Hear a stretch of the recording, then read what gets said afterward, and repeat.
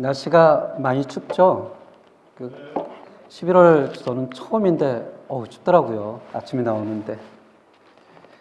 오늘 떡국을 너무 맛있게 먹었습니다. 전 개인적으로 떡국을 굉장히 좋아합니다.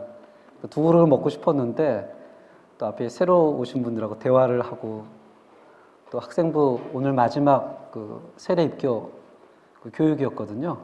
애들이 얼마나 예쁜지 몰라요. 정말 너무 맛있게 먹었습니다. 너무 감사드립니다. 우리 시작하기 전에 우리 김현희 집사님 한번 외쳐주시고 한 3번 외쳐주시고 가보겠습니다. 네.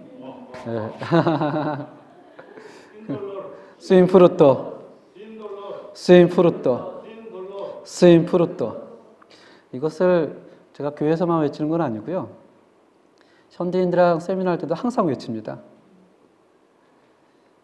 외치면 이제 기다리는 현지인들이 있어요. 이게 또 재미나기도 하고 또 이렇게 머릿속에 잘 기억이 되는가 봅니다. 이제 오늘은 이제 통일왕국 시대가 마치게 됐는데 통일왕국 시대는 하나님의 마지막한 허락하에 원래는 하나님께서 왕정 체제에 대해서 이미 신명기에서 얘기를 하고 있었습니다. 너희가 때가 되면 그 나라에 들어가 되면 왕을 세울 텐데 그 왕을 세우게 되면 반드시 내가 선택한 왕이어야 되고 너희 형제들의 안에서 뽑아야 되면서 말을 많이 갖지 마라. 말을 많이 가지고 애굽에 갈 수가 있다. 그리고 부인을 많이 두지 마라. 왜냐하면 그 부인들이 그의 마음을 이렇게 내시비할 수 있다. 유혹할 수 있다.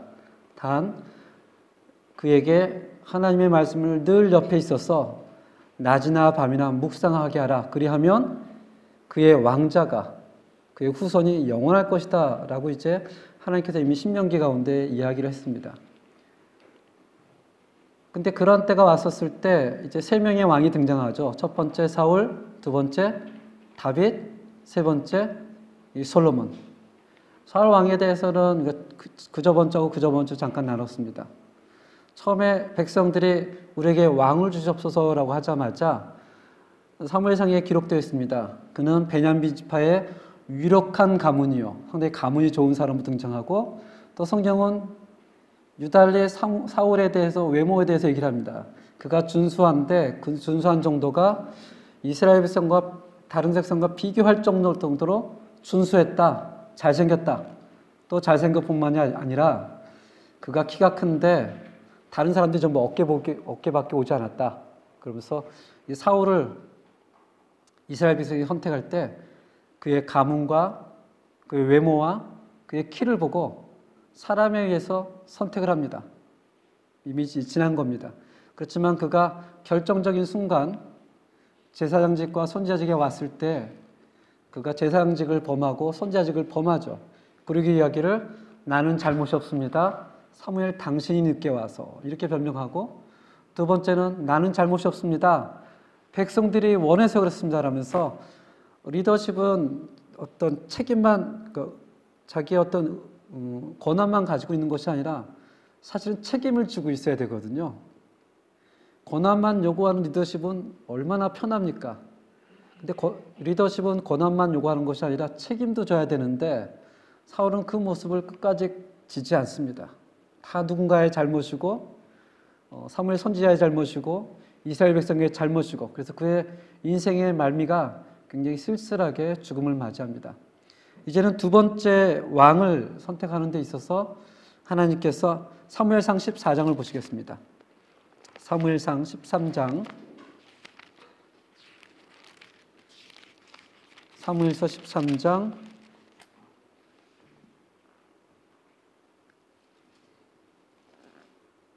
14절 함께 보겠습니다. 이제 사울 왕이 하나님의 법을 번번이 어기면서 핑계를 대고 핑계를 대자 이제 하나님께서 사울을 통해서 사울에게 이렇게 얘기를 하십니다. 사무엘상 13장 14절 함께 읽겠습니다. 시작. 지금은 왕의 나라가 길지 못할 것이라 여호와께서 왕에게 명령하신 바를 왕이 지키지 아니하였으므로 여호와께서 그의 마음에 맞는 사람을 구하여 여호와께서 그를 그의 백성의 지도자로 삼으셨느니라 하고 여호와의 마음에 맞는 사람, 이것이 정확히 좀 추상적이어서 여호와의 마음에 맞는 사람이 어떤 사람일까라는 이제 궁금점이 일어날 수가 있습니다.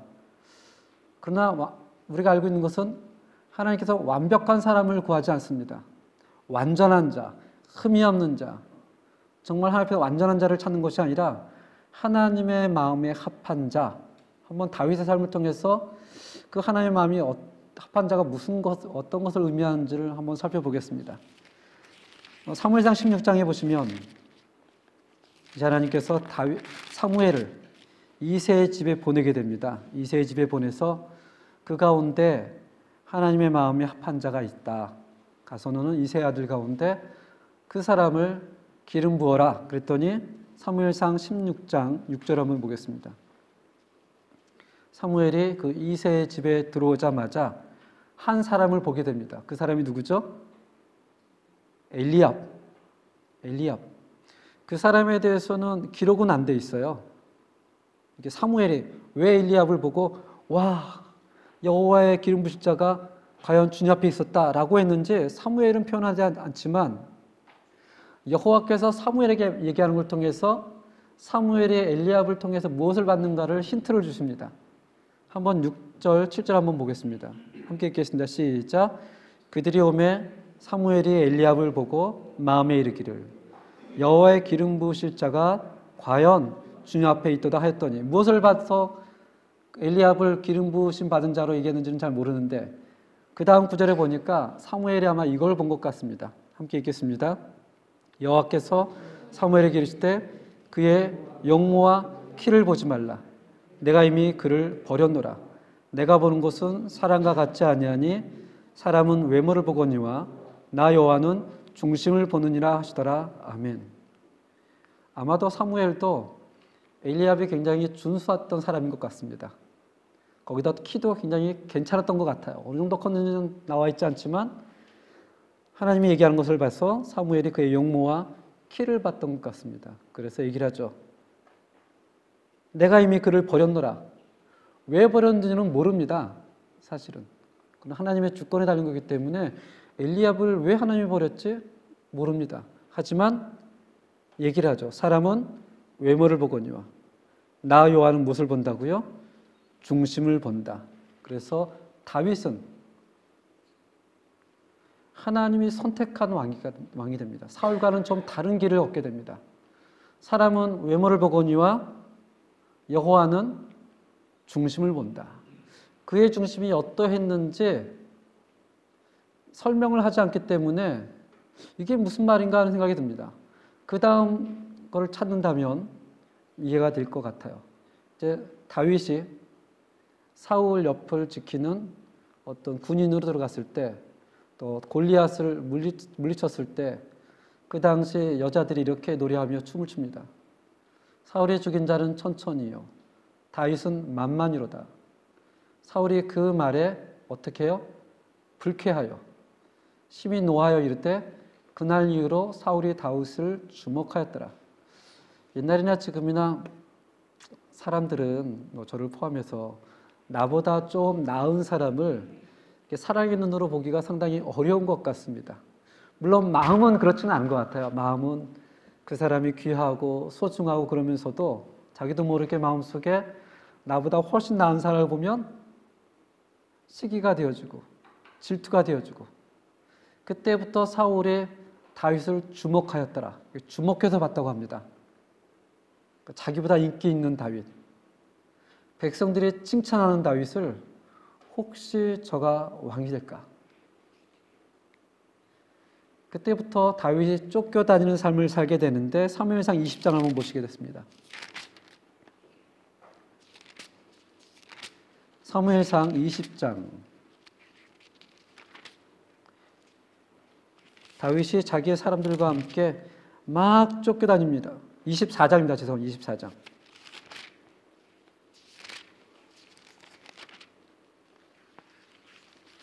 24장에 보시면 다윗이 자기의 사람들과 함께 막 쫓겨다니다가 어느 날 24장 1절에 보니까 엔게디 광야에 이르러서 어떤 굴에 들어가게 됩니다. 굴에. 굴에 들어가서 다윗하고 다윗 사람들이 숨어 있는 거예요. 근데 마침 그 굴 앞에 누가 나타나죠? 사울이 3,000명의 사람을 데리고 굴 앞에 나타납니다. 근데 그곳에 다윗이 있다라는 것은 꿈에도 생각하지 못합니다. 3절에 보니까 함께 읽겠습니다. 시작. 길가 양의 우리에 이른즉 굴이 있는지라 사울이 뒤를 보러 들어가는지라. 이 뒤를 보러 간다고 번역이 좀 바뀌었어요. 원래는 이 번역이 아니었거든요. 거기 1번이라고 써 있죠. 그 1번을 밑으로 쭉 내려가면 원래 번역은 뭘로 써 있죠? 발을 가리켜 이렇게 써 있죠. 발을 가리려. 원래 히브리어나 원래 스페인어로도 이 꾸브레 라피에라고 써 있습니다. 왜냐하면 이스라엘 백성의 풍속에서는 발을 가린다는 것은 용변을 보는 거거든요. 용변을. 그래서 그 굴 안에 다윗하고 다윗 사람이 숨어 있는데 사울이 혼자 들어와서 바지를 벗고 이렇게 앉아 있는 거예요. 그 상황을 바라보는 다윗의 마음이 어땠을 거라고 생각이 드십니까? 예전에 저희 둘째 동생이 지금 시애틀에 살고 있는데요. 이제 결혼한 친구하고 이렇게 연애를 할 때였습니다. 근데 우리 한국 정서는 그런 게 있잖아요. 결혼을 순서대로 하는 걸 부모님은 많이들 원하시잖아요. 법은 아니지만, 그러니까 첫째가 결혼하고 둘째가 이렇게 셋째고. 근데 저는 저희 네 형제 중에 세 번째로 결혼했거든요. 그게 이제 저희 어머님하고 부모님, 아버님은 늘 마음에 걸린 부분이었습니다. 아들이 먼저 가야 되는데 딸들이 먼저 가니까. 그래서 유독 그 딸의 남자친구가 오면 굉장히 싫어하셨어요. 저는 예전에 이해가 안 되는데 나중에 보니까 이해가 돼요. 그래서 하루는 결혼한 그 친구, 결혼하지 않았던 연애했던 친구가 저희 집에 화장실에 들어왔습니다. 아니, 집에. 근데 마침 저희 아버님이 들어온 거예요. 그러니까 이 친구가 당황스러워서 화장실에 숨었습니다. 이렇게. 문 뒤에.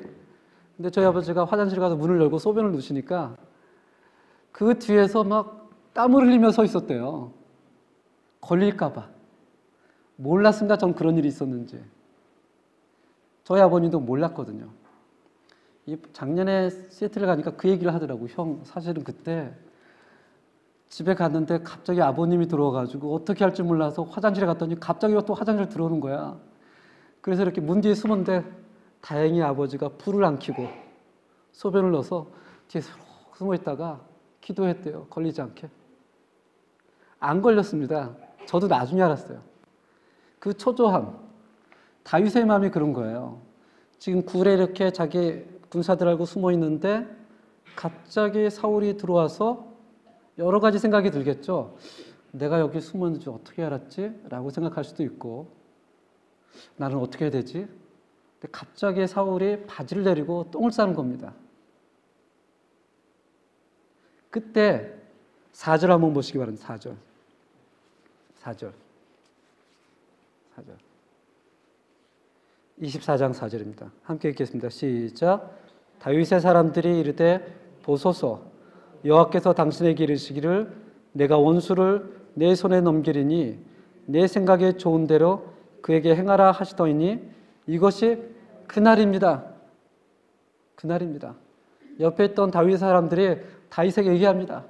하나님이 당신에게 은혜를 주신다고 말씀하셨는데 그날이 언제라고요? 그날이 지금입니다. 가서 칼로 죽이고 꿀 안 치면 됩니다. 다윗의 마음속에 여러분이 다윗이라면 어떠한 생각이 들었겠다고 생각이 드십니까? 다윗은 고결하고 하나님 마음이 합한 자니까 전혀 그 부분에서 갈등이 생기지 않고 아니야 그러면 안 돼. 혹시 그랬을 것이라고 생각이 드십니까? 그렇게 생각이 든 것은 우리가 다윗상을 만드는 거고요. 그렇지 않았을 것입니다. 정말 여러 가지 생각이 들었을 거예요.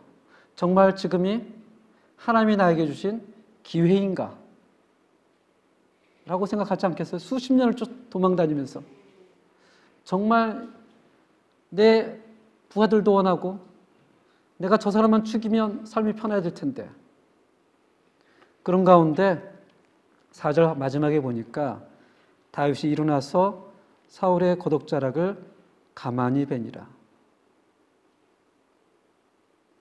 가서 사울의 겉옷자락을 가만히 뵐 정도로 사울은 전혀 눈치를 못 챘던 것 같습니다. 그러고 나서 6절에 자기 사람들에게 두 번씩이나 이렇게 얘기를 합니다. 뭐라고 얘기를 하죠? 내가 손을 들어 여호와의 기름 부음을 받은 내 주를 치는 것은 여호와께서 금하시는 것이니 그는 여호와의 기름 부음을 받은 자가 됨이니라 하고. 물론 이 구절을 가지고 좀 다르게 악용되는 경우가 있지만 이 상황을 봐서는 다윗에게 고민이 없었다는 문제가 아니고요. 수많은 고민이 있었을 것입니다. 어쩌면 지금이 하나님의 때라고 생각할 수도 있었을 것입니다.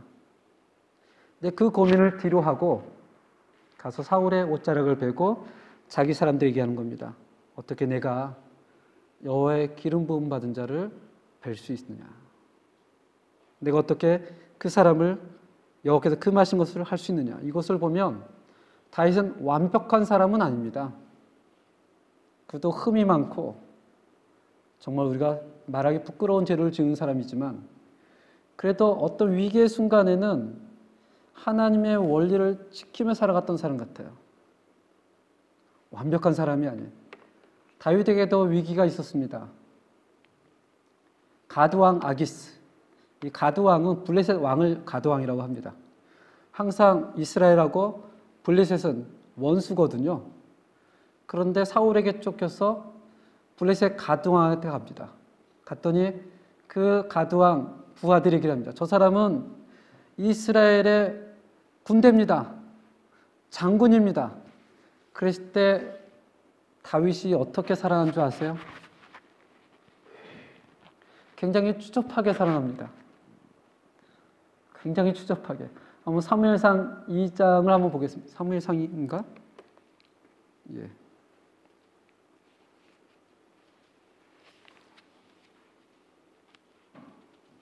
사무엘상 21장입니다.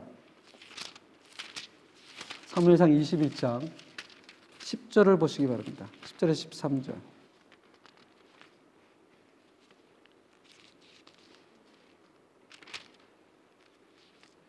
사무엘상 21장 10절에서 13절까지 함께 읽겠습니다. 시작. 그날에 다윗이 사울을 두려워하여 일어나 도망하여 가드왕 아기스에게로 가니 아기스의 신하들이 아기스에게 말하되 이는 그 땅의 왕 다윗이 아니니까 우리가 춤추며 이 사람의 일을 노래하여 이르되 사울이 죽인 자는 천천히요 다윗은 만만이로다 하지 아니하나이까 한지라. 다윗이 이 말을 듣고 그의 마음에 두고 누구를 두려워해요? 가드왕 아기스를 심히 두려워하여 어떤 행동을 합니까? 13절에 미친 척을 합니다. 그냥 미친 척이 아니고 대문을 끄적끄적 하면서 입에서 침을 흘리는 거예요. 이것을 보면 우리가 아는 다윗은 하나님 앞에 엎드릴 분은 아니에요. 기도할 사람 같은데 늘 다윗이 그렇게 고결했던 사람은 아니에요. 때로는 미친 척을 하면서 대문을 끄적거리면서 침을 수염으로 흘리는 그렇게 해서 살아갔던 사람이 다윗입니다. 또 한 번은 블레셋과 이스라엘 전쟁 가운데 있습니다. 두 번째 블레셋 가서 피했는데 블레셋하고 이스라엘하고 전쟁이 나게 됩니다. 그 가드왕이 다윗에게 얘기를 하죠. 너는 앞장서서 싸워라. 너의 충성심을 보이라. 만약에 다윗이 그 전쟁에 앞장서 싸운다면 어떤 일이 벌어질까요? 이스라엘 백성과 싸울 때 어떤 일이 벌어질까요? 만약에 다윗이 안 갑니다 하면 죽임을 당합니다. 간다고 하면 전쟁에 가야 돼요. 어떤 일이 벌어질까요? 만약에 전쟁 앞에 싸운다면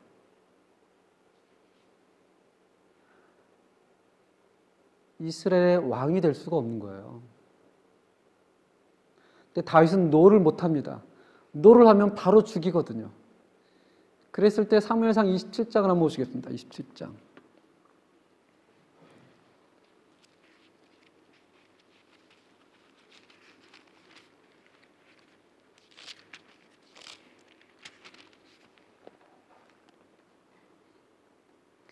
17장 1절을 한번 보겠습니다. 다윗이 그 마음에 생각하기를 내가 후일에는 사울의 손에 붙잡히리니 블레 사람들의 땅을 피하려 들어가는 것이 좋으리로다. 사울이 그 이스라엘 온 영토에 내에서 다시 나를 찾다가 단념하니니 내가 그의 손에서 벗어내라 하고 그 블레셋산에 도망을 갑니다. 5절입니다. 다윗이 아기스에게 이르되 바라건대 내가 당신께 은혜를 입었다면 지방 성읍 가운데 한 곳을 내게 주어 내가 살게 하소서. 당신의 종이 어찌 당신과 함께 왕도에 살릴까 하면서 충성맹세까지 합니다. 내가 당신을 위해 살겠습니까? 나에게 도시를 주시옵소서. 그러고 나서 28절 2절입니다. 그때 블레셋 사람들이 이스라엘과 싸우려고 군대를 모집한지라 아기스가 다윗에게 뭐라고 얘기를 하죠? 이르되 너는 발키할라. 너와 네 사람들이 나와 함께 나가서 군대에 참나갈 것이라. 이제 이게 굉장히 커다란 위기입니다. 나가서 싸우면 평생 이스라엘의 대적이 될 것이고 안 나가면 잘못하면 자기의 충성심을 의심받아 죽을 수도 있습니다. 그 가운데서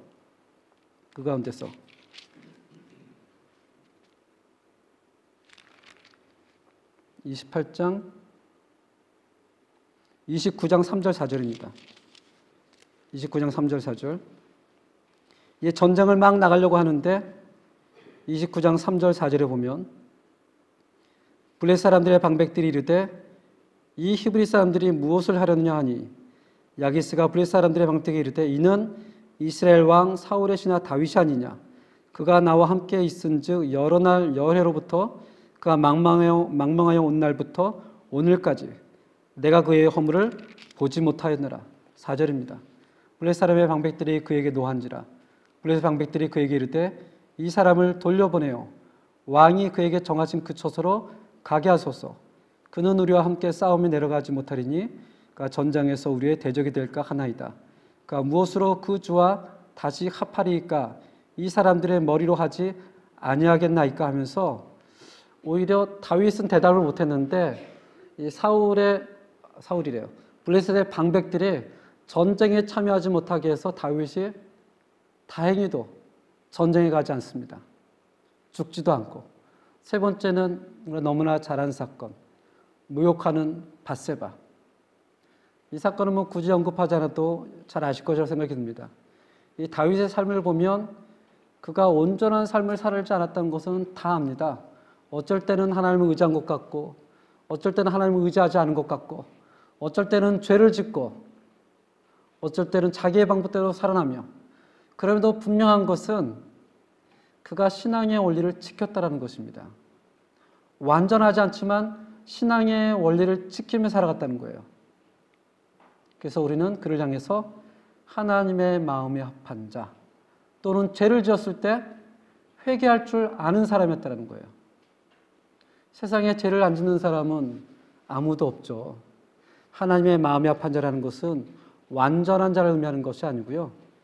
그가 죄를 지었을 때, 위기에 달았을 때 어떻게 행동하는가가 하나님의 마음에 합한 자입니다. 이제 세 번째, 솔로몬. 솔로몬 하면 어떤 지혜의 왕이죠. 솔로몬 11개의 사항을 한번 보겠습니다. 11개 사항 3장에 보시면 솔로몬이 지혜를 구하는 장면이 있습니다.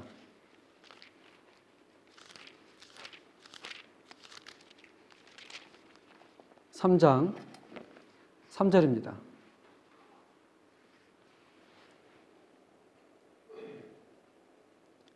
솔로몬이 어려서 왕이 된 다음에 열왕기상 3장 3절에 보니까 솔로몬이 여호와를 사랑하고 그의 아버지 다윗의 법도를 행하였으나 산당에서 제사하며 분향하였더라. 4절 보니까 이에 왕이 제사하러 기브온으로 가니 거기는 산당이 큼이라. 솔로몬이 그 제단에 몇 번째를 드렸더라고요? 1000번째. 1000번째면 우리가 1000번 예배 드린 것하고는 질이 다른 겁니다. 그 당시는 예배를 드린 게 아니고 제물을 각을 뜯고 피를 흘리고 제사를 드린 거거든요. 엄청난 일이에요. 그것을 1000번 드렸다는 것입니다. 그러고 나서 5절에 기본에서 밤에 여호와께서 솔로몬의 꿈에 나타나시니라. 하나님이 이르시되 내가 네게 무엇을 줄꼬 너는 구하라. 그랬더니 6절 솔로몬이 이렇게 대답을 합니다. 주의 종 내 아버지 다윗이 성실과 공의와 정직한 마음으로 주와 함께 주 앞에서 행함으로 주께서 그에게 큰 은혜를 베푸셨고 주께서 또 그를 위하여 이 큰 은혜를 항상 주사 오늘과 같이 그의 자리에 누구를 앉혔어요? 아들을. 그는 굉장히 겸손하게 합니다. 하나님께서 나의 아버지 다윗을 어여삐 봐주셔서 그 은혜로 나를 왕으로 누가 세우셨다? 하나님이 세우셨습니다. 7절입니다. 나의 하나님 여호와여 주께서 종으로 종의 아버지 다윗을 대신하여 왕이 되게 하셨사오나 종은 작은 아이라 출입할 줄 알지 못하고 8절 주께서 택하신 백성 가운데 있나이다. 그들은 큰 백성이라 수요가 많아서 셀 수도 없고 기록할 수도 없고 누가 주의 이 많은 백성 지금 이 백성을 누구의 백성이라고 고백합니까? 누구의 백성이라고 고백해요? 하나님의 백성이라고 고백합니다.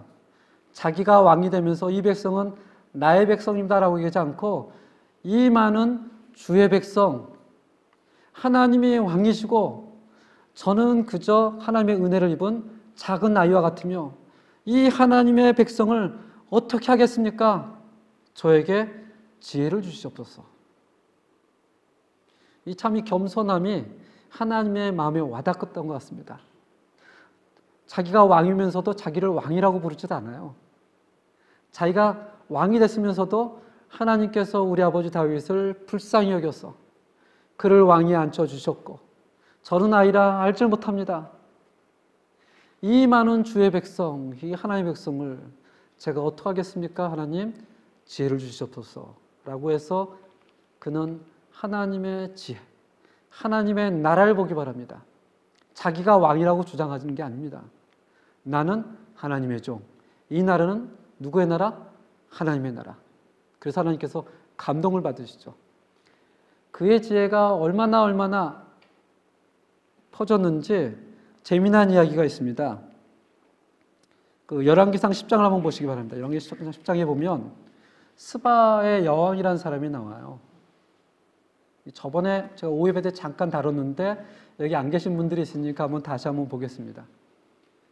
스바의 여왕이 그 당시 아프리카에서 굉장히 유명한 여왕이었습니다. 10장 1절에 보니까 스바의 여왕이 여호와의 이름으로 말미암은 솔로몬의 명성을 듣고 정말 그 사람이 그렇게 지혜로운가? 그 수많은 재물을 가지고 낙타와 보물을 가지고 솔로몬에게 옵니다. 3절에 보니까 솔로몬이 그가 묻는 말에 다 대답하였으나 왕이 알지 못하여 대답하지 못한 것이 없었더라. 그러면서 6절에 이렇게 고백하죠.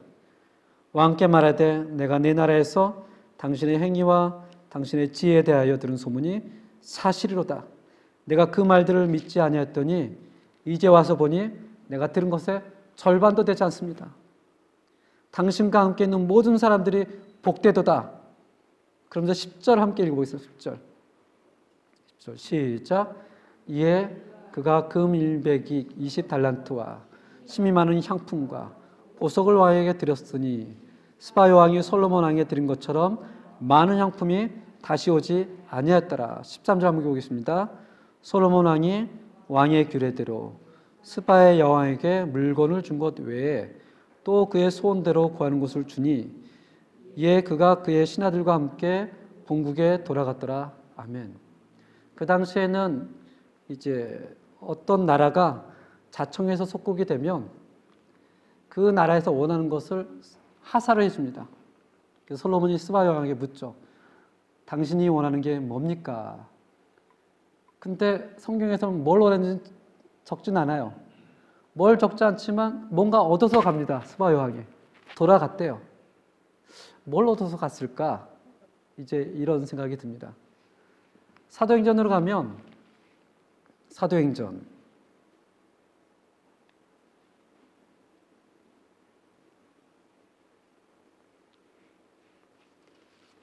몇 장이죠? 그게 사도행전 10장인가요? 그 에디오피아 내시가 나오는 장면이 있습니다.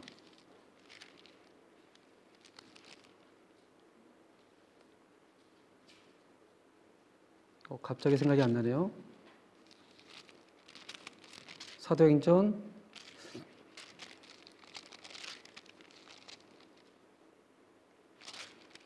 11장인가?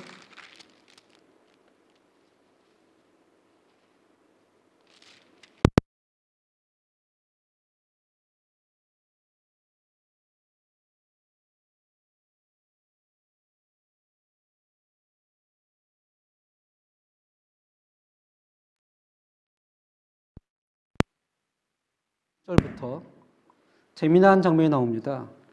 그때가 이제 오순절이거든요. 오순절이 되면 알다시피 세계에 흩어져 있는 수많은 그 유대인들이 예루살렘으로 와서 예배를 드리고 돌아갑니다. 근데 그 상황 가운데 26절에 보니까 주의 사자가 빌립에게 말하여 이르되 일어나서 남쪽으로 향하여 예루살렘에 가사로 내려가는 길에 가라 이렇게 얘기를 하죠. 그랬더니 27절 가서 누구를 만나게 되죠? 에디오피아의 사람 곧 에디오피아 여왕 간닥의 모든 국고를 맡은 관리인 네시. 여기 지도를 보시면 저기 이스라엘하고 밑에 이제 에디오피아가 있습니다. 이 에디오피아의 국고를 맡은 네시가 이스라엘을 왔다 간 거예요. 대략 한 1,500km가 됩니다. 비행기로 갔다 간 게 아니고 이제 마차를 타고 왔다 갔겠죠. 굉장히 먼 거리입니다. 이 사람은 오순절 때 왜 예루살렘에 왔을까? 뿐만 아니라 빌립이 보니까 마차에서 타서 무엇을 보고 있습니까? 성경을 보고 있었습니다. 이 사람은 왜 예루살렘에 왔을까? 성경에서는 설명을 해주질 않아요. 이 사람이 누구길래 오순절에 예루살렘에 왔을까? 이상하잖아요. 누굴까? 여기 있는 국기가 있거든요. 이 국기는 에디오피아 국기입니다. 약간 이스라엘 국기하고 비슷하게 생기지 않았어요? 이스라엘 국기에 보면 가운데 별이 있습니다. 그 별은 무슨 별이죠? 다윗의 별입니다. 다윗의 별. 그래서 우리가 다윗의 후손이다라는 뜻이거든요. 근데 에디오피아의 국기에도 별이 있어요. 이것은 뭘까요? 뭘 의미하는 걸까? 그 에디오피아 헌법 제1조 2항에 보면 이렇게 나와 있습니다. 이는 한번 읽어볼까요? 시작. 이는 예루살렘의 솔로몬 왕과 에디오피아의 여왕인 스바 여왕의 아들 메넬리코 1세 왕조로부터 내려온, 그러면서 헌법에 우리는 누구의 후손이다라고 적혀 있습니까? 우리의 조상은 누구예요? 솔로몬. 솔로몬의 누구? 그 스바 여왕. 우리는 그 스바 여왕의 자손이다. 솔로몬과 스바 여왕에 태어난 메넬리크 1세. 이 메넬리크 1세는 누구냐면 아프리카에서 유일하게 제국을 악숨 제국이라 만들었던 제국의 창시자입니다. 우리는 그들의 민족이다. 지금이야 에디오피아가 이 가난의 상징이잖아요. 에디오피아 머릿속에 너무나 불쌍한 사람들 생각이 들겠지만 저 때는 잘 살았던 시대입니다. 혹시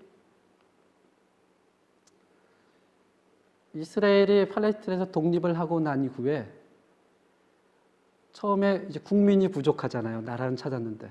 그래서 누가 유대인을 이제 후송을 하려고 합니다. 근데 누가 유대인일까가 문건이에요.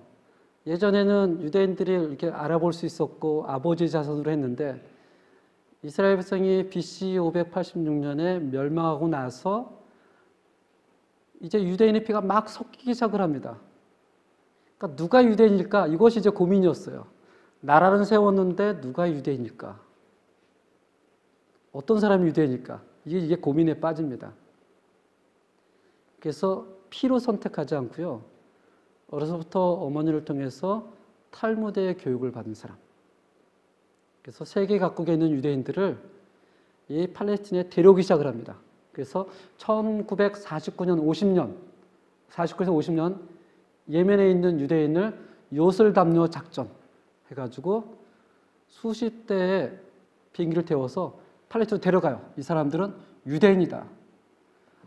또 에티오피아 1991년 5월 24일 이것은 솔로몬 작전이라고 합니다. 솔로몬 작전이라고 해서 거기 유대인들을 팔레스틴으로 데려갑니다. 그런 사람들을 가리켜 팔라샤라고 합니다. 팔라샤. 팔라샤의 의미가 뭔지 아세요? 검은 유대인. 후디오 네그로. 우린 유태인 하면 이렇게 허옇고 매부리코만 생각하겠지만 그렇게 따지지 않고요. 하나님의 말씀을 어릴 때 배우며 탈무드에 정신이 있는 자. 그래서 그 가운데 사람들을 선별하는 겁니다. 예멘에서 얼마, 에티오피아에서 얼마, 이들을 유대인으로 해서 비행기로 데려가는 거죠. 그들을 팔라샤라고 합니다.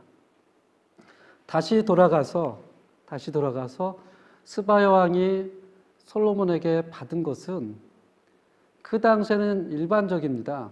우리나라도 옛날에 많이 그러죠. 정략 결혼도 하고 서로 나라와 나라를 침범하지 않으려면 어떤 것을 맺어야 되잖아요. 그게 이제 사돈, 결혼 또는 자녀입니다. 우리나라뿐 아니라 유럽에도 수많은 나라들이 그렇게 해서 탄생했거든요. 그렇게 해서 스바야 왕이 돌아가서 낳은 자녀가 메넬리코 1세예요. 그 사람이 세운 제국이 악숨 제국, 이디오피아의 원조가 됩니다. 그래서 이디오피아 사람들은 지금도 저 국기를 두면서 우리는 누구의 후손이다? 솔로몬의 후손이다. 그래서 신학에 가면 그 이디오피아의 내시가 오순절 때 어디로 가요? 예루살렘으로 가는 거예요. 왜냐하면 자기는 누구의 후손이니까? 난 솔로몬의 후손이니까. 갔다가 돌아오는데 성경을 읽고 이해를 못해요. 그래서 하나님께서 빌립을 보내죠. 빌립이 읽어보니까 이사야의 말씀이에요. 질고를 지고 하는 이 사람이 누굴까? 그래서 복음을 전합니다.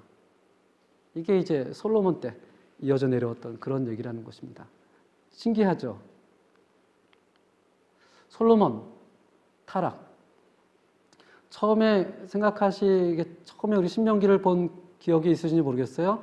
왕을 세우면 반드시 하나님이 선택한 사람, 너희 형제 가운데, 그리고 말을 많이 두지 마라. 왜냐하면 말을 많이 두려면 그는 애굽으로 갈 것이다. 두 번째는 여자를 많이 두지 마라. 왜냐하면 여자를 많이 두면 어떻게 돼요? 그 여자가 그 왕의 마음을 변절시킬 것이다. 열왕기상 11장을 한번 보시겠습니다.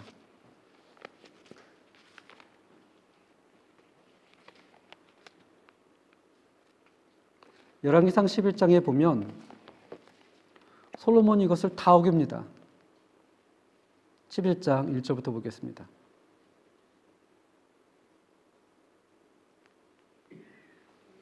11장 1절 말고 10장 26절부터 보겠습니다. 10장 26절 함께 읽겠습니다. 시작. 솔로몬이 병과 마병을 모음에 병거가 1,400대여 마병이 12,000명이라. 병거 성에도 두고 예루살렘 왕에도 두었으며 17절 왕이 예루살렘에서 은을 돌같이 흔하게 하고 백향목을 평지에 뽕나무같이 많게 하였더라. 솔로몬의 말들은 어디서 가져와요? 애굽에서 들여왔으니 왕의 상인들이 값주고 산 것이며 애굽에서 들여온 병거는 한 대에 은 600세겔이요 마른 한 필에 150세겔이라. 이와 같이 햇사람의 모든 왕과 아람 왕들에게 그것들을 되팔기도 하였더라. 11절입니다. 11장 1절 솔로몬 왕이 바로의 딸 외에 이방의 많은 여인을 사랑하였으니 곧 모압과 암몬과 에돔과 시돈과 헷 여인이라. 여호와께서 일찍이 이 여러 백성에게 대하여 이스라엘 자손에게 말씀하시기를 너희는 그들과 서로 통혼하지 말며 그들도 너희와 서로 통혼하지 말게 하지 말라. 그들이 반드시 너희의 마음을 돌려 그들의 신들을 따르게 하리라 하셨으나 솔로몬이 어떻게 해요? 그들을 사랑하였더라. 왕의 후기 몇 명? 700명이요. 첩이 몇 명이요? 300명이요. 그 여인들이 왕의 마음을 어떻게 해요? 돌아서게 하였더라. 하나님께서 모세에게 너희가 왕이 생기면 하지 말아야 될 것을 말씀하셨는데 솔로몬은 정확하게 그 말씀을 어깁니다. 말들을 많이 두고 더 좋은 말을 구하기 위하여 애굽으로 내려가고 돈으로 사고 또 바로의 딸 외에 수많은 이방 여인을 사랑했는데 후궁이 700이요 첩이 300명이라. 그의 여인들은 왕의 마음을 돌아서게 하였더라. 4절 함께 읽겠습니다. 시작. 솔로몬의 나이가 많을 때 그의 여인들이 그의 마음을 돌려 다른 신들을 따르게 하였으므로 왕의 마음이 그의 아버지 다윗과 마음과 같이 아니하여 그의 하나님의 앞에 온전하지 못하였으니. 솔로몬이 하나님이 하지 말라는 것을 정확하게 어기죠. 그러면서 그의 마음이 타락하기 시작합니다. 세상에 어떤 사람과 견줄 수 없을 정도로 지혜로웠던 사람도 부와 명예를 누렸던 사람도 하나님에 대한 눈을 다른 데로 돌리자 변질되기 시작합니다. 이건 예외가 없는 것 같습니다. 솔로몬 왕이 특별히 약해서가 아니라 오늘날 하나님을 믿고 살아가는 모든 사람들에게 동일하게 적용이 되는 것 같아요. 솔로몬이 쓴 책들이 있습니다. 아가서는 청년기 때 쓴 책이에요. 그래서 사랑 이야기가 많이 나와 있죠. 굉장히 감성적이고 굉장히 정적이고 이런 얘기를 많이 씁니다. 잠언은 장년기 때입니다. 지혜로운 아들은 아버지의 훈계를 들으며 하면서 굉장히 위험 있는 최전성기 때 쓴. 노년기 때 뭘 써요? 전도서. 전도서 하면 생각나는 게 뭐죠? 헛되고 헛되다 모든 것이 헛되다. 세상의 지혜와 권세와 다 누려보고 하나님이 없는 그 권세를 누려보니 헛되고 헛되다. 그러면서 이 솔로몬으로 인하여 이스라엘 백성의 통일 왕국에서 이게 갈라지기 시작합니다. 갈라지기 시작. 그것이 936년입니다. 936년. 예. 다음 주, 그 다음 주 쉬고요. 12월 달에는 분열 왕국 시대로 들어가게 됩니다. 우리 김현희 사님이 그때까지는 해줄 수 있을 것 같아요. 스인프루토. 스인프루토. 스인프루토. 예, 기도로 마치겠습니다. 하나님 아버지, 정말 화려했던 삶을 살았던 사람들을 보면서 또 말년에 하나님을 외면하고 변질되는 것을 보게 됩니다. 그것이 우리의 거울이 될 수 있도록 인도해 주시고 또한 다윗을 보면서 비록 죄가 있고 연약함도 있지만 그렇다 하나님 앞에 엎드려 기도하는 모습을 보면서 우리의 삶이 하나님 앞에 엎드려 기도하며 회개하는 삶을 살아갈 수 있도록 주께서 인도하여 주시옵소서. 예수님의 이름으로 기도합니다. 아멘.